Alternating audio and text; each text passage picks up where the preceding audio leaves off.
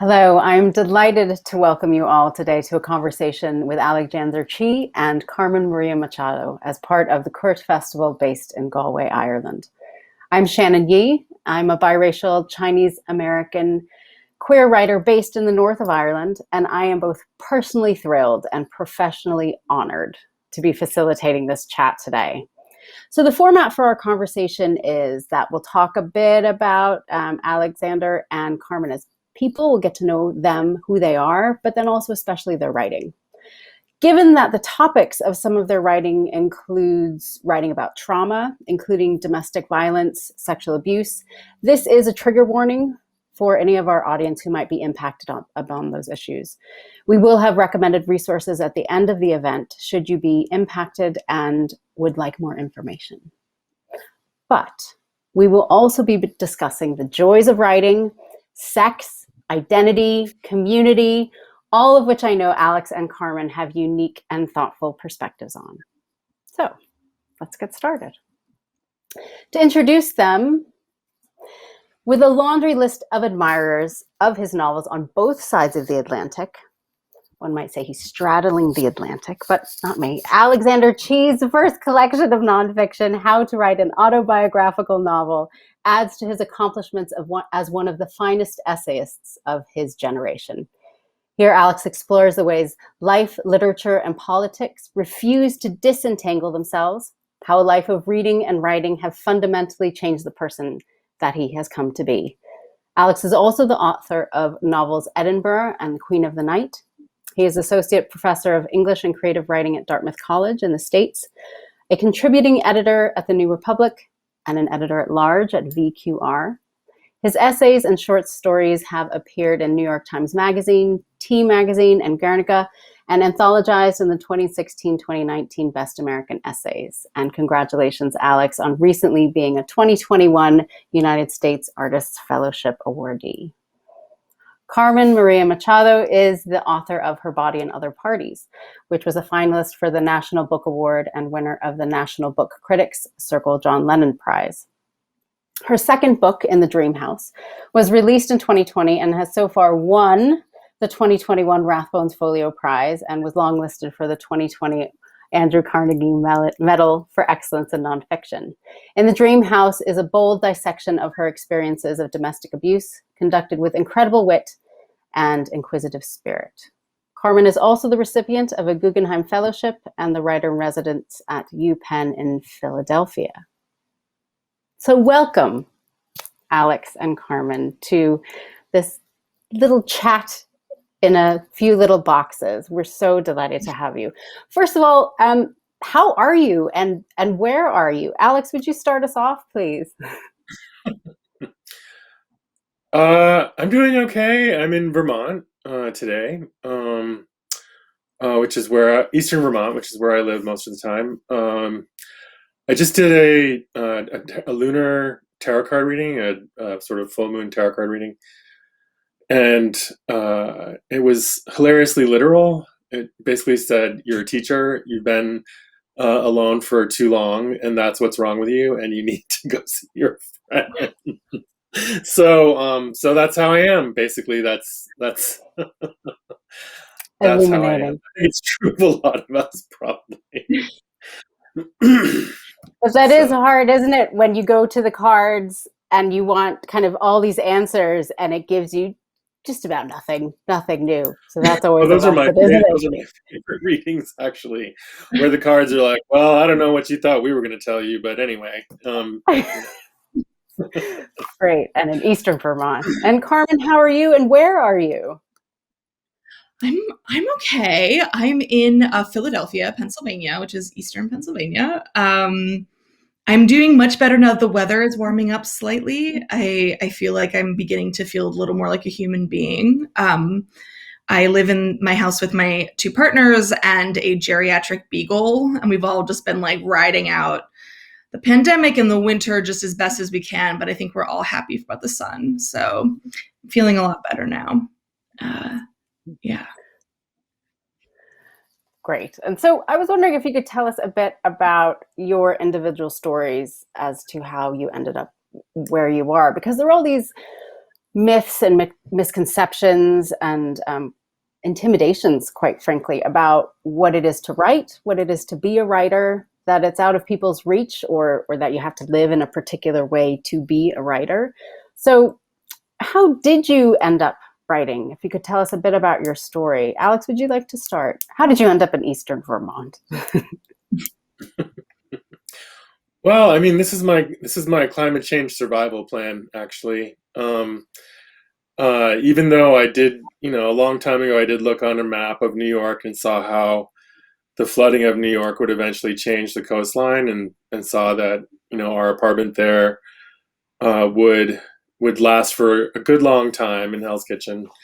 Um, I yeah, I had started thinking about in about 2014, 2015, about like especially after Sandy, had started thinking about how New York no longer seemed like New York was not prepared for the storm, and it wasn't prepared to prepare for the storm. It wasn't prepared to have any of those conversations in a serious way. And when you see like hospitals without power, and it's just it's terrifying. So that was a big wake up call for me, and I've been on what I call the visiting writer track for a long time, which is where you have a visiting gig here or a visiting gig there. I did that for almost 20 years, most of my teaching career, and only recently did I find a tenure track job. Was actually the year that I was prepared to throw away my teaching evaluations. Finally, I was like, well, what am I going to do with these ever? And that was when I found the job that I have now, which has been just a tremendous opportunity. I would say, how did I get here? I feel like a lot of that is actually in this book. There's a lot of stories that I put in there about how I came to writing, how I came to teaching writing a little bit, how I sort of made a career for myself. I think the things that aren't really in there probably are the sorts of the ways that I was trying to survive simultaneous income destruction in teaching and writing, seemingly both occasioned by the web, but at least by the way the economics of the United States are structured. So I felt like I was always arriving just as things were falling apart at the next level of my career, to the extent that your career has any levels to it at all. So that has been interesting, and I think a lot of what I try to teach my students now is how to prepare for what this kind of literary life will look like 5 years, 10 years, 20 years from now. There's so much that you can't really guess at or predict, and yet there's, I think, a certain sort of, I try to teach a certain kind of resilience. Mm-hmm. And the book you refer to is your most recent one, so How to Write an Yeah. Autobiographical Novel. Yeah, just fantastic. But did you always have that kind of inner fire to write? Was it always potentially bad high school poetry, and was there always something there that always drew you to the page, as opposed to anything else? I always had people telling me I should write more than I particularly wanted to write. The thing that I enjoyed always was messing with people, basically, just seeing what I could get them to believe, which sounds really terrible, but that's, I guess you could say, as a fiction writer and an essayist, I'm kind of using those powers for good, or hopefully I am.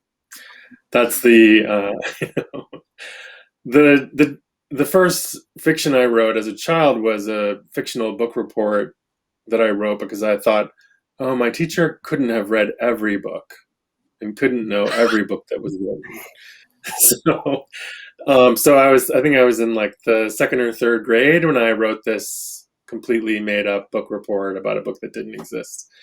And then when I got by, when she just believed what I wrote, it was this kind of incredible feeling of power, and then also the feeling like I just didn't need to ever do that again,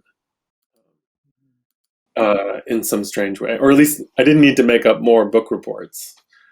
Um, I think later I was a bookworm, as the expression goes. I don't know if we still call people that. I sort of built this carapace of books around myself. I suppose I technically still live inside of one, and you know, I guess you could just say it's a result of that.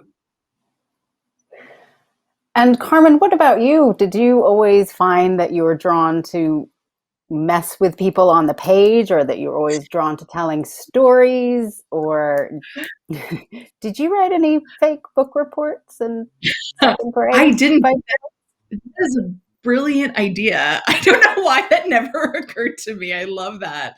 Um, Not exactly. I mean, so as a kid, my family read to me a lot. They were big readers, and they really believed in reading and storytelling. So my father, my mother, my great grandmother, my grandmother, whoever was around would read to us.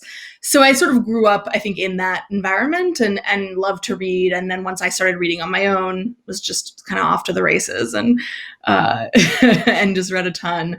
And of course, as soon as I began to be able to write, I would also write. And when I was in second or third grade, my father got our first computer. And so we had, uh, Word or whatever. Yeah, I guess it was Word. Did they have Word in Windows 3.1? I guess. And I loved to type. So I'd handwrite books and stories and poetry. And then eventually I would type, and I would type little stories and little essays and print them out. And I really enjoyed writing. I wrote a story. My parents love to tell this story about how my dad had this stationery that he'd bring home from work, and he'd bring it home for me in like big pads, and I would write on it. And so I made a book out of it. I took the pages out and stapled it together. And I made a book called The Biggest Turkey Can't Find the Farm. And it's about a turkey that's lost and trying to get home. And he's like wandering around, and he goes to like a hotel, and he goes to a zoo, and he's like, where is the farm? And there's like wanted signs with like the turkey's face on it. And then he finds the farm, and then you turn to the last page, and there's like a roasted turkey on a platter. And the final line is, "I wish I did not come here." And my parents were like so upset. They were like, what is this thing that you wrote? It's so weird. But I loved writers like Roald Dahl and Shel Silverstein. Like I loved sort of children's authors with like a real dark sensibility and sort of a dark, humorous, just mood and tone to their work. And so, yeah, that was just like what I wanted to write. And I wrote a lot of poems. I wrote like very dramatic essays about how my whole life was ruined by my little brother arriving. There was like a whole series of those, some of which I still own.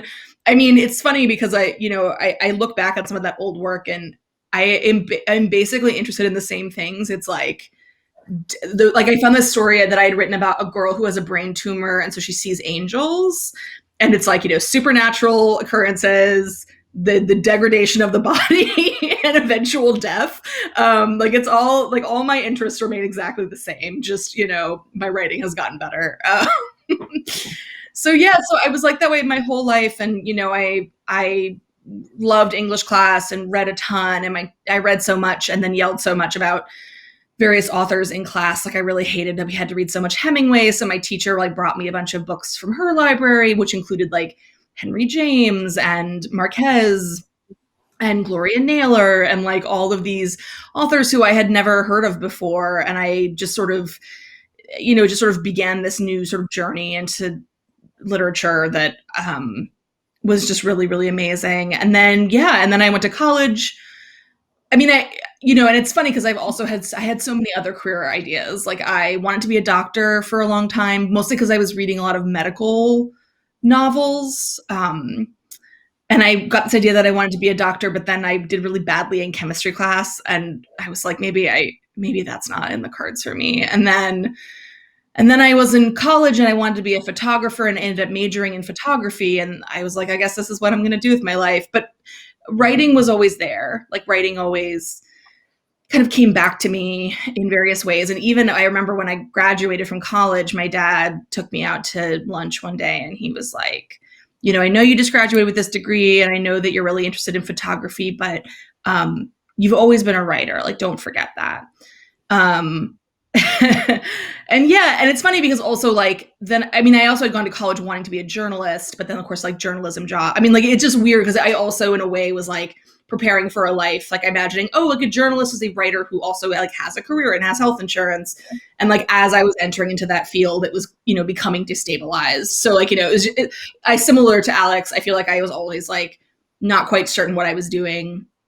And then I like I don't know, had some bad jobs, had my heart stepped on a bunch of times, and I was living in the Bay Area for a while in Berkeley. And I just said, oh, I think I want to leave here. I guess I'll apply to grad school. And then I ended up going to Iowa Writers Workshop where Alex was a teacher of mine. I think my second semester. And and then after that, I was always like moving towards the career I have now. For a long time, I was not making any money and was just like trying to figure my stuff out. But a few years, about 5 years after I graduated, I sold my first book. So it's a long time coming then. No, but I think it's important because a lot of people think, oh, you go into a cabin in the woods and it is a bit like The Shining, but you eventually, you succeed and you have to, but without kind of, there's a reality to it. And as both of you have mentioned in terms of how you have to manage the other bits of your life as you juggle it. I want to get back to something you had mentioned in that great story about how your teacher, Carmen, kind of expanded what the canon of writing available to you was. For both of you, there's very much a lot of writers of color I know, a lot of queer writers, a lot of female writers, they say, look, I am a writer first and I want to be known as a writer first. Don't call me a Latinx writer. Don't call me, a writer with a disability. See my writing first. But I was curious about what each of you thought about that, but specifically about how, given that we're in a box, how do you frame yourself as a writer? Alex, would you start us off on that, please? How do you describe yourself as a writer? Oh, I'm pretty proud of my box. I fought for it. I was the first. I'm still recorded as the first Korean American gay male author of fiction, and with this book, I think I became the first Korean American gay male author of a book of essays.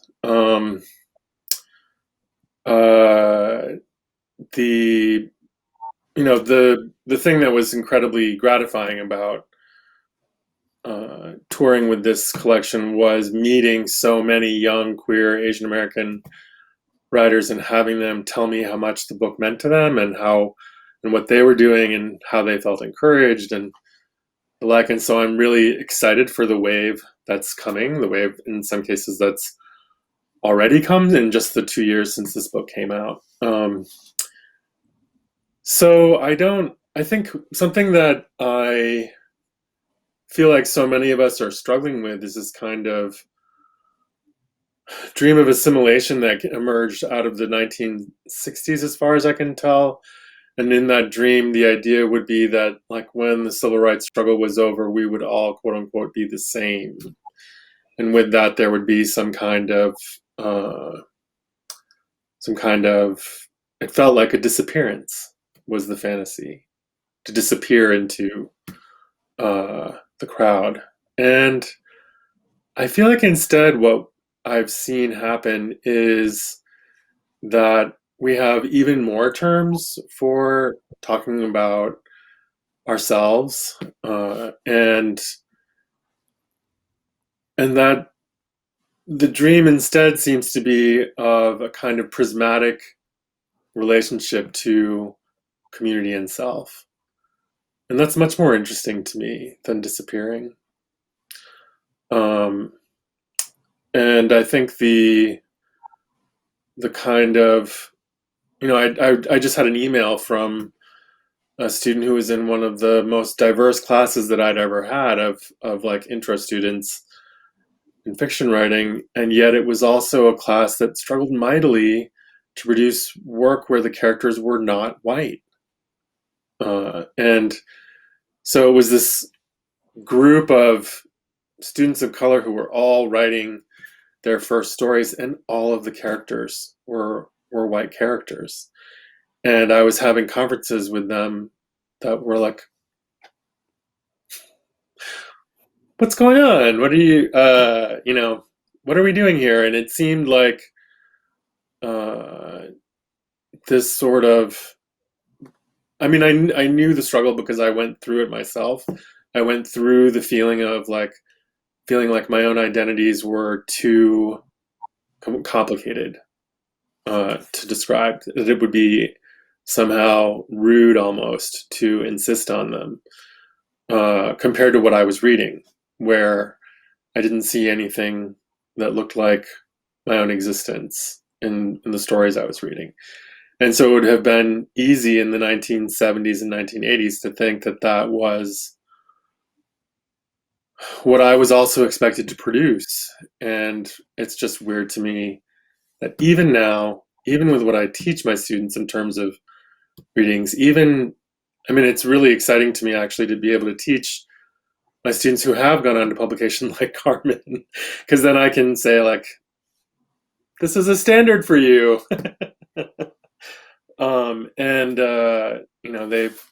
Some of them have started to call that a flex, which I think is very funny. But maybe it is a flex, but I feel like it's a flex for good. But I think the point being that like, it's a strange place we've arrived in, but I think a good one. There's incredible books that have been published in just the last few years that are unlike books we've ever seen before, and that includes Carmen's work. It's part of why it's so exciting to see Carmen's success. Carmen, what are your thoughts on that? Not what Alex thinks about your success, obviously. I sort of where I think it comes from maybe a slightly different place. For me, I grew up like, my father is not white, my mother is white. Race was not really talked about. It was talked about almost not at all in my childhood. And I also grew up with no queer role models and no language for my own queerness. I didn't have a gay teacher.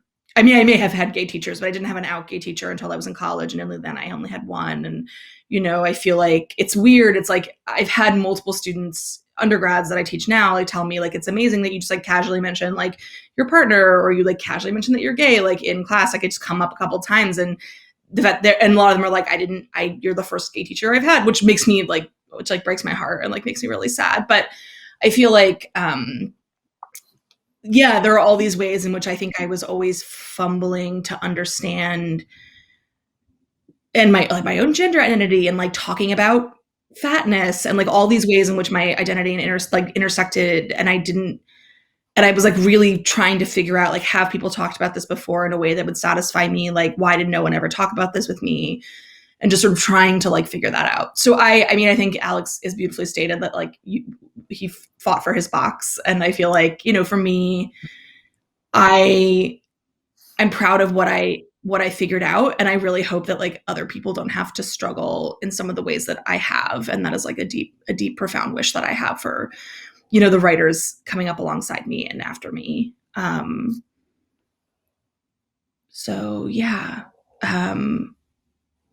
I don't know. And also I guess thinking about those bits of identity is like I remember one time saying to somebody like, that it's like, I want people to think of me as a brilliant writer, not like despite my fatness, but because I'm fat. Like I have a way of thinking about things that like other people might not experience. And like, or, you know, queerness, like thinking about queerness as like a thing that is necessary to tell a certain kind of story, or, you know, as a way you could like structure a book or think about an experience.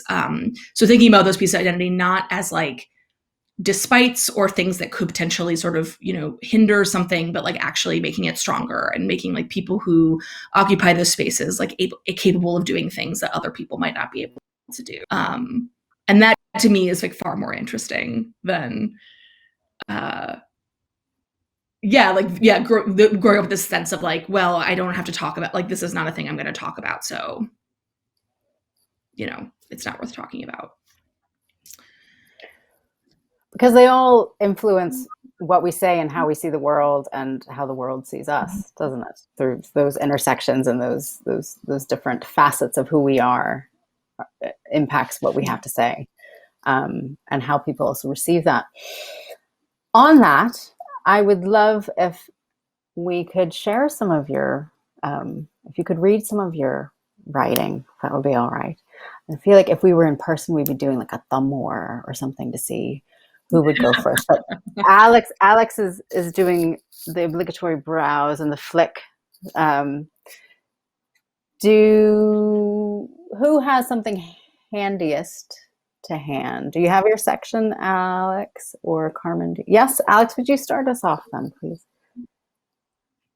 And tell us a bit about the book you're reading from and anything we need to know about that section. So please. I thought I would read from. I thought I would read from an essay called "Imposter," which is about a sublet in New York when I thought I had like arrived, quote unquote, at a certain level of success as a writer, and it's pretty explicitly, I guess, about imposter syndrome. So, and it's from How to Write an Autobiographical Novel, which is a collection of essays drawn from about 25 years of my writing. In the summer of 2003, a friend who knew I needed a place to live asked me if I would be interested in subletting her apartment near Gramercy Park in New York. She was trying to sell it, as it was too small for her and her fiancé, but the sale had taken too long, and in the meantime she'd moved out to Brooklyn to Park Slope to live with him instead. She wasn't legally allowed to rent, so the deal she offered was that I would pay only the maintenance, more than reasonable $900 a month, and in return I would keep the place perfectly clean and organized for when the broker came by and move out once the apartment was sold. I agreed, though I wasn't sure I could hold up my end of the deal. I'd never been regularly neat before. But once I moved in, somehow, magically, I was. The broker would call, giving me as much notice as possible, and I'd wash any dishes in the sink, straighten out the bedspread, hang the towels, wipe down the faucets, and head out to one of the cafes in Gramercy until it was safe to return.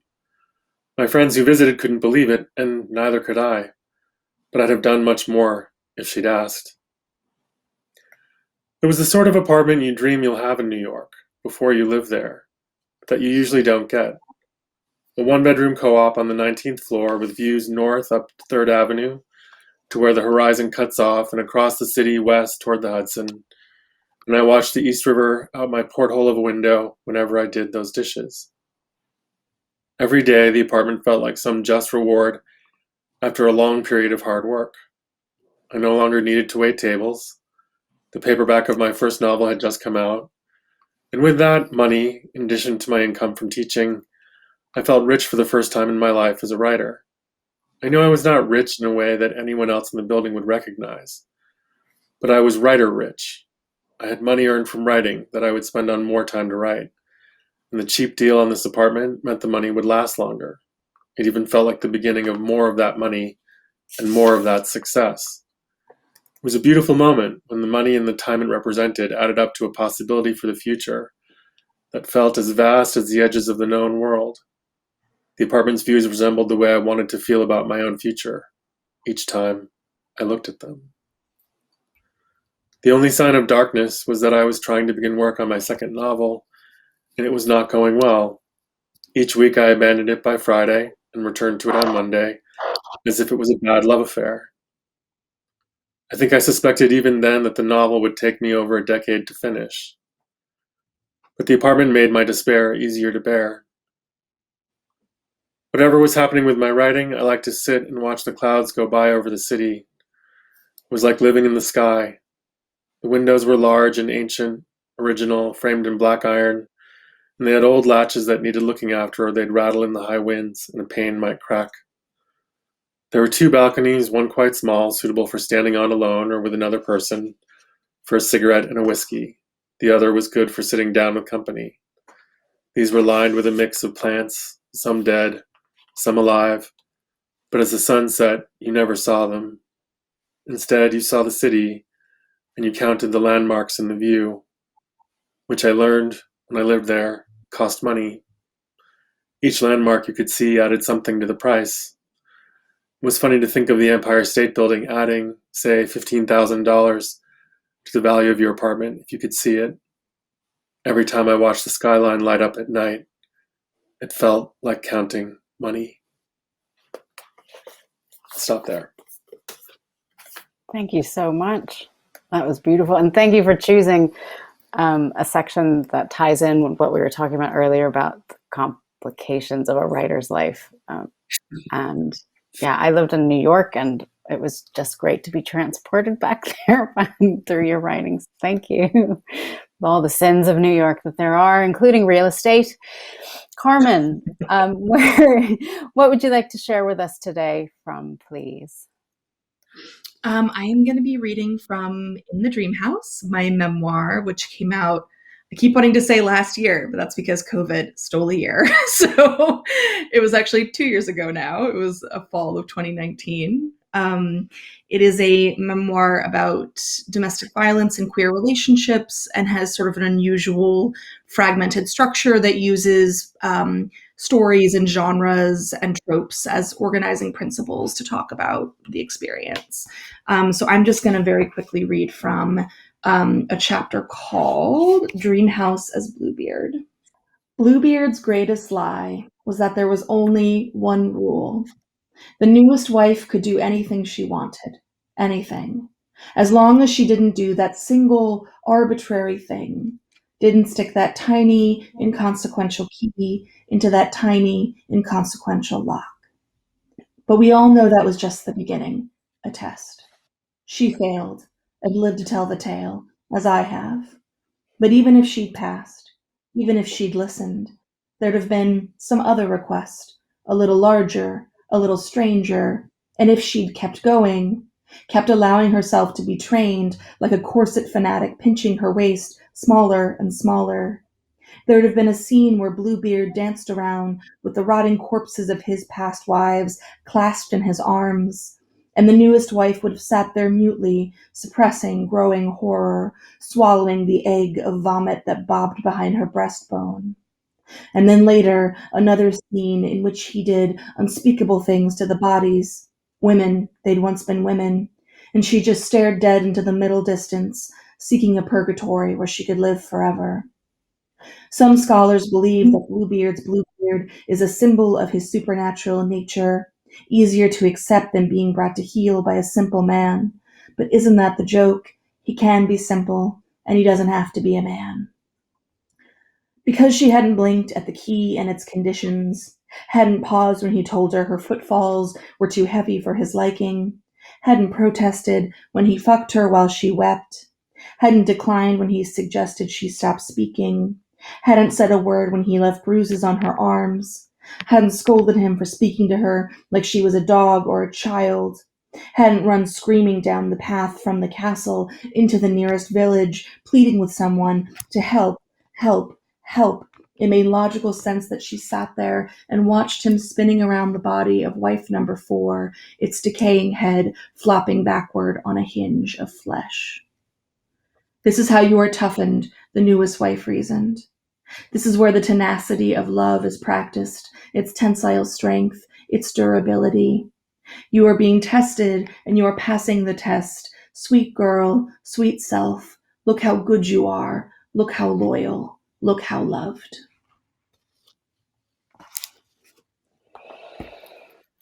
Thank you so much. It's such a gift to have writers read their work. So thank you both for those gorgeous readings of yours. Just off of your sample, Carmen, and for both of you, you write so skillfully across genre. Like, what is genre to you guys, honestly? Because it seems that you're able to so deftly articulate your thoughts, no matter what the form is. And in the Dream House, Carmen, it's a lot about messing with form, isn't it? And almost you could say, some people might say, like queering form. They talk about a lot about that in dramaturgy, queering dramaturgy, where you take a form and you kind of redefine it and crack it open and put it back together and skew it. For both of you, how do you feel about genre and form? Do you find that is it liberating as a way to create work? Is it restrictive? I mean, Carmen, for example, you, in addition to in the Dream House, you have written your short stories. You've also written a graphic novel in the Lola Woods. And for Alex, I mean, like, there's this grocery store here, this grocery store chain called M&S, Marks and Spencer. I don't know if either of you guys know it.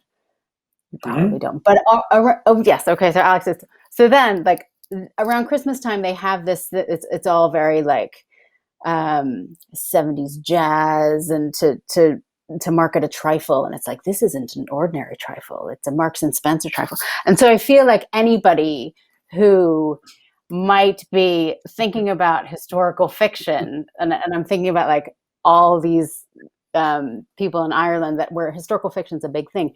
This ain't just any historical fiction. This is Alexander Chee's historical fiction. It is decadent. It is writing velvet. And it's mighty. So you got to pick it up.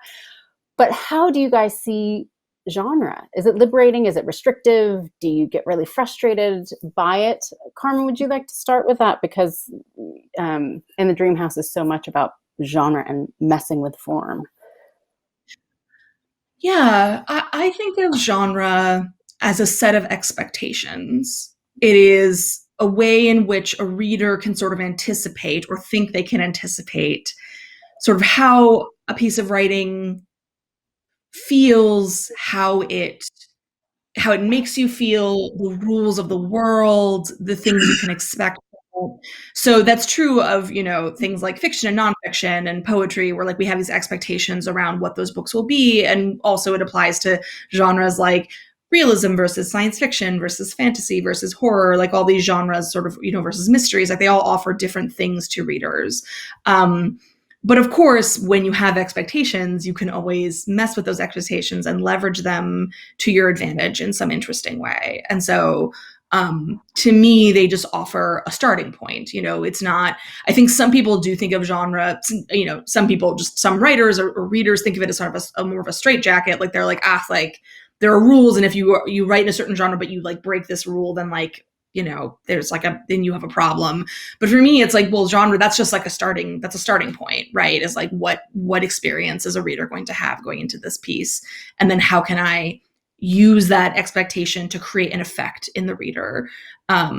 So for example, in my memoir, I have a whole chapter that's a choose your own adventure structure. So like the choose your own adventure books that I used to read as a child, and a lot of people read as children. And that is a form that we have certain expectations around, like how that structure. I mean, it's like a form and a genre, but there's like a way in which it works. For me, I was like, well, the thing about that genre that's so interesting is that like it gives you an illusion of choice, which is not a thing you're normally offered like in reading. The expectations are fake. The expectations are not real. And you're given 2 or 3 choices and you have to pick one. And I was like, what a better, is there a better metaphor for like being in an abusive relationship than being like given like fake choices that don't actually take you anywhere? So that really spoke to me, and like, and that was just like a place that I could sort of enter into, a certain idea in my memoir.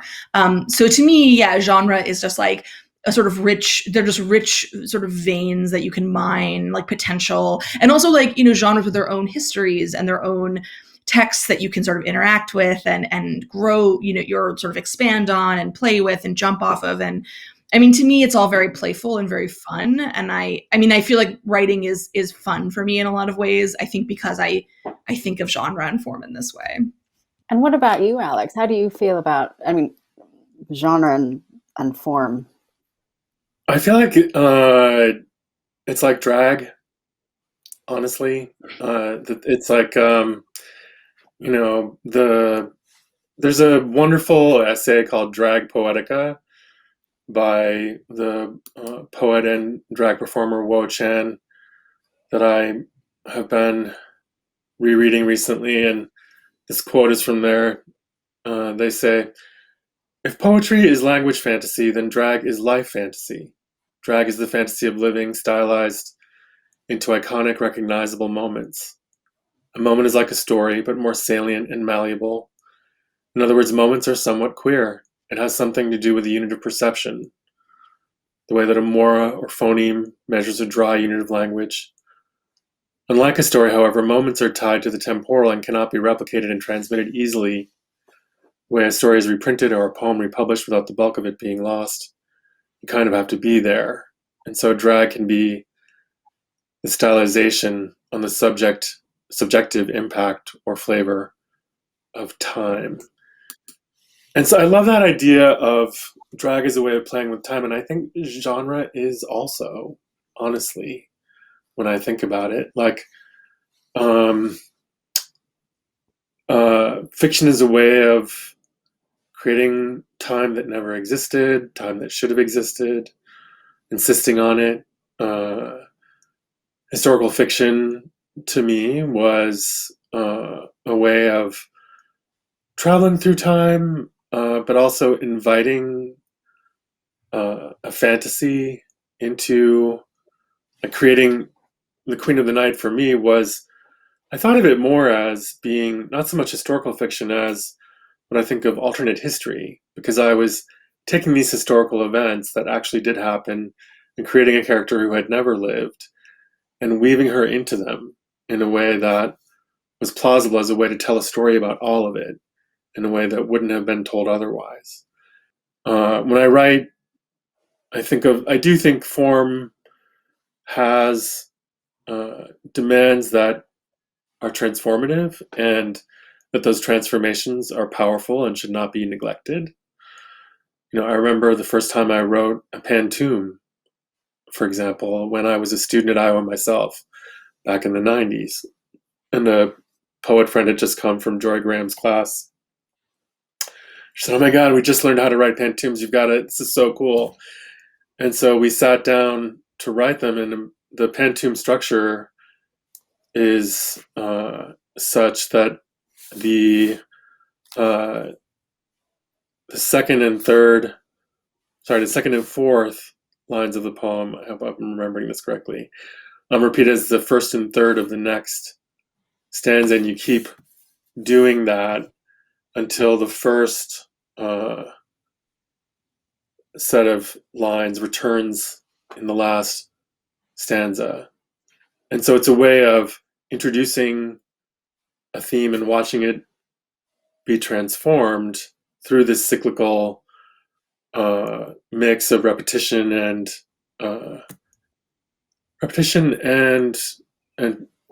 and the way that repetition is inserted into a new context. And so the result for me was a piece of writing that had been completely frustrating to me. When I put those lines into the pantoum form, I found a new voice for the writing that was so incredibly exciting. It was like when you're reading tarot cards and you feel something speak back to you out of the reading, and send you a message. So it was that for me taught me everything I needed to about the power of form. I feel like I got this little insight into Professor Chee there. It was such a gift. I'm sitting in his class in Dartmouth. But I feel that those were gorgeous insights from the pair of you, and because I think so much as you write and as you read and as you're taught how to read, it's about learning about different genres and different forms. But those I always feel as a writer are tools for us to wreck things with, or explore things with, or make new discoveries with, as Alex was saying. On what Carmen was saying about expectation, and I think also because I am aware that we're filming this in Ireland, I wanted to make sure that we mention your contributions to this book, which Oprah has cited as like one of the top 21 books of 2021 is this collection. And certainly with the whole, I know, hey, and you know, in the States, everybody knows how powerful Oprah is, but I think on this side of the Atlantic, what with the interview with Meghan and Harry, there's like a new appreciation for her. So I wondered if, and also perhaps in a more serious sense, who we are and how we're perceived, what our writing is and how it is perceived is very much about, it's about the body, and trauma to the body, but also a sense of agency and celebration of and self-determination of our own bodies. So I wondered if either of you would, writing sex, what's that like? What are the expectations of that, writing erotica? If you would talk a bit on that. Carmen, would you like to start? Sure. I mean, I think, you know, I ever since I started writing about sex, as you know, as soon as sex became sort of part of the work that I was creating, I had a lot of questions about like what that sort of meant, why I was choosing to do it, sort of what was so special or important about it. And actually, I had a moment in grad school where I had written a story for an erotica magazine for a contest, and it didn't win. It got like second place or something. And so they were like, oh, it's going to be in this magazine. And I was like, oh, it's not a big deal. It's like a very small magazine. And then it got picked up for like best women's erotica for that year. So it was going to be in like a book, which like in retrospect, like, you know, I shouldn't have been so worried, but I was like, what does this mean? Like, is it okay to put it in a book, like under my name? Like, should I put it under a pen name? Like, what do I do? And I had a lot of anxiety, and I went to Alex because I had seen that in Alex's bio in like one of his books, like it had mentioned that he'd written in like for like, I forget, it's like best gay erotica or like several erotica books. And I was like, okay, Alex will know. So I went and we had this like whole conversation about, you know, like, should I publish it under my name? You know, should I publish it under a pen name? Like, what should I do?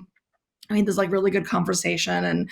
And after that, it just became sort of part of my work. And eventually I did have a pen name for like a minute, and then I sort of let that go and then just began to write, you know, all my fiction thinking about sex and keeping sex just under my own name, and figuring that, you know, anyone who would not like that, it's like, whatever, that it didn't really bother me that much. And yeah, for me, like sex is such an important, beautiful, interesting part of the human experience. And it seems like very weird that I don't know about you guys, but the United States, the US is very prudish, and like we will show children like heads getting blown off before we show them a breast, you know. It's really bad. It's like just a very puritanical sort of position on sex in art in general. And so for me, it felt like important to like honor sex as the thing that it is, especially like, you know, I don't want to call it non-normative because that like centralizes, you know, but like, you know, queer sex and sex with a fat body and sex with non-white participants, and just, you know, bodies that you wouldn't normally think of being seen in sexual ways, and thinking and talking about, you know, female pleasure, all kinds of stuff like that. So like that just became really important to me. And pretty soon it was like a thing that almost entered into almost every single story that I had written. Not everyone, but close. And yeah, I don't know. It was a form that just offered me. I mean, I loved the process of like getting to write a sex scene that like was both fun and hot and beautifully written, and also queer, and also, you know, like did something, like revealed some piece of a character, or like did something really interesting for the story. And I mean, I suppose you could call that erotica. If you, there was just there's this whole controversy going in Texas right now where they were trying to teach my memoir to high school seniors, and this group of conservative activists got it pulled off the list, and there's this fight going on right now about that. But and they of course call it pornography. But however you feel about explicit sexual material, whatever you call it, to me, it just feels important part of the human experience to acknowledge and honor and write about. And so, yeah, I don't know. No, it's really important. And I think especially also in Ireland where there's so much about shame, Mm-hmm. Alex, what about your experiences with it? Well, first of all, it is incredibly meaningful to me to hear this story from Carmen, who has kindly shared it before, and to be reminded of how even something like a story that I thought almost nobody would pay attention to would be something that would give a student of mine the courage to go and do and be more than they were going to before. And it's one of those little reminders that you just don't know when you publish something where it's going to go, who it's going to find, and what it's going to tell them. Erotica is a genre like others, right? And I think sex writing and erotica are not the same. Actually, erotica is always viewed as a little embarrassing because it wants to please you, right? It wants to generate some kind of pleasure response in the reader, and that's supposed to be considered verboten in literary writing. And yet, in these classes that you'll take, you'll hear people talk about, well, what is this character's desire? And then as soon as you put a sex scene in, they're like, whoa, whoa, whoa, whoa, whoa, and like, well, which is it? Which is it? Are we talking about what these characters want, or are we talking about what these characters want? And I think so much of, for me, of what's interesting about literary fiction is the gap between who people think they are and who they are, and how that gap plays out in the piece of writing. And I mean, where else do we see as much of that as in people's relationship to their desires, and their relationship to sex, and their relationship to their sexual identity, their relationship to everything that factors into those relationships, class, ethnicity. It's just it's sort of, I think of it as like, trying to not write about sex is like the same way that we act as if the Earth as a planet is mostly land, when in fact it is mostly water. It's that same sort of blind. Sex is like the ocean in that analogy. So I think of it, sex as information. Ultimately, that's maybe is that the most boring way to think about it? Maybe I think of it as this very intense connection to the self, and I think or rather this connection to your sexual identity. And I know that I don't want to erase asexual people in this, because I know in these conversations about sex and desire and so forth that can be something that is treated like it doesn't matter, or treated like it doesn't exist. And I don't want to engage in that either. But I think even that acknowledgement is an important part of thinking through the matrix of desires that comprise human experience. Well, that's great. I've got one last question for you all, which to end kind of what's been such an enjoyable and rich conversation. You both teach. Might be on pause at different points to to work on your own writing, but you both teach. And so I wonder what advice, or the main advice, you do give or would give your students, because I feel like a lot of people tune into these events and they feel that writing is just not, they want to write but they can't, or they're all kind of geared up from hearing amazing writers talk about their work and they want to do something with it, with that desire, not lose it again. Now it's been reignited. So what advice do you give, and especially to maybe writers who are just starting off, who don't feel that they have experiences or perspectives that are seen or as valid? What advice do you give to them? Alex, will I start with you this time? I think so much of what I experience when I talk to students about why they're not writing involves who they think is going to read it. That there is some imagined audience that they imagine condemning them, humiliating them,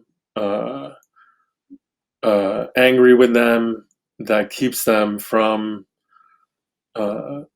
writing, and so they create this kind of theater that seats one, really, where they project a fantasy of their own failure and humiliation for themselves that's very vivid, richly imagined, and has all of these parts to it. Could be a story if they were to write it out. And so in the end, it feels like an abuse of the imagination, of a kind that they're engaging in, even as I know that these pressures are very real, and so to try to imagine the person who needs the story, they can, instead, to try to write to that person, and then to work on their sense of safety and their sense of the rest later, but not to at least engage in that kind of self-torment that is seen as self-protection too often. Carmen, what about you? Yeah, I mean, I feel like for me, I mean, that's such a beautiful answer, Alex. I feel like Right. going after you is very difficult. Yeah, I mean, I think for me, a lot of what I end up talking to my students about is very, I mean, I agree that like students and people who haven't written do engage in a lot of sort of self-sabotaging sort of language and ideas.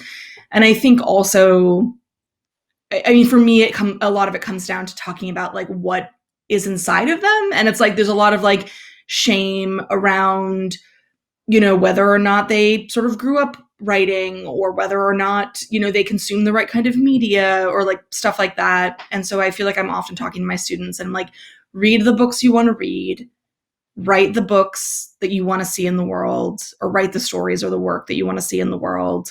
And you have like that all inside of you. Like you already, like, there's this part of you that's like playful and creative. And like, if you feel like you can't access it, like you just have to, you're sort of trying to reconnect to this like version of yourself as a kid that like made things talk to each other, there's like this sense of play that I think all people are capable of. And I think a lot of people, as they get older, if they don't nurture that, they lose it. And then they become convinced that they can't create, or they're not creative people. And I think luckily when I have younger students, they're still sort of in that place, and I'm teaching them just how to like sort of nurture that. But when I've had students sort of who are a little further away from that place, like it's often about like reconnecting to that sense of play and that sense of wonder, that they also felt when they would read, And so I don't know, it's like a very sort of strange, a little bit woo-woo process that I love, is that sort of like reconnecting to that creative self and that young self, and finding that voice and figuring out what your voice is. I mean, we use that term a lot in writing, but I feel like for me, it was this moment that I had in grad school where I was like, oh, I know what I want to say, and I think I know how I want to say it. And like that's the voice. Like that's the distinctive thing about like me and my work, and then like anyone's writing is like you know there's a thing they want to say in a way they want to say it, and that's it. And that's what they're looking for. And so I feel like it's just reminding people that that's what their voice is, however that manifests. Mm-hmm. And there's only one person in the world that can say it the way that they can say it. Exactly. Right? So on that note, I'm going to say a couple things to close, but after is kind of like a stick around after the credits thing. The three of us are going to give a little short writing exercise, if you're okay with that, to those that have showed up to listen to today.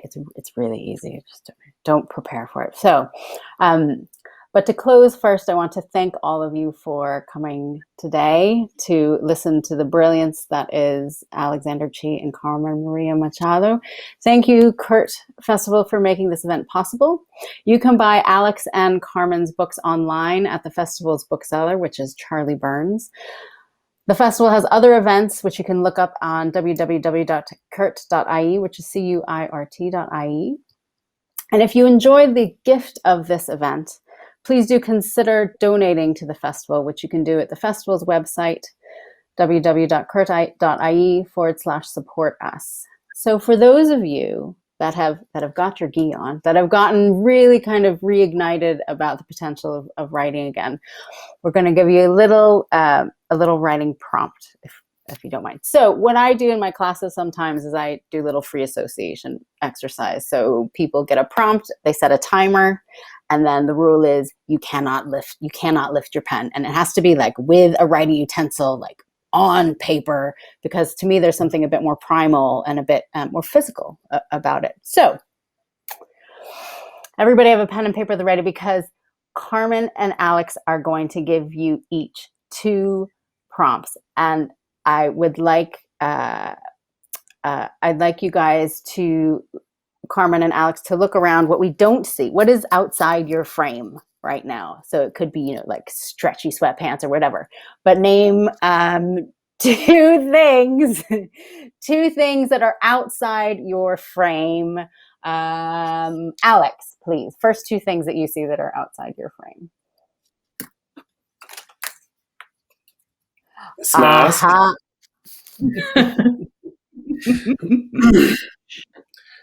And this cap. So I guess they kind of go together now that I think about it, but I wasn't planning that. See? Excellent. Thank you. Those are fantastic. So you've got the mask and the cap from Alex. Carmen's 2 writing prompts of things outside your frame, please. Okay, I have this wonderful planter with lots of faces on it. So there's that. And then It looks like an Ursula Le Guin cover. I know, right? And then here we have a Godzilla. Beautiful little As Godzilla. you do. Yes, as one does. So those of you that turned up today, you can go off and you can pick Godzilla, you can pick multifaceted planter, you can pick masquerade mask or black cap, and set your timer for 5 minutes, and who knows where that writing will take you. And we might see that story a few years from now credited to the gorgeous and brilliant Alexander Chee, or the gorgeous and brilliant Carmen Maria Machado. Thank you both so much. It has been such an honor and a privilege. Thank you. Thank you for having me. Thank you. Lovely to see you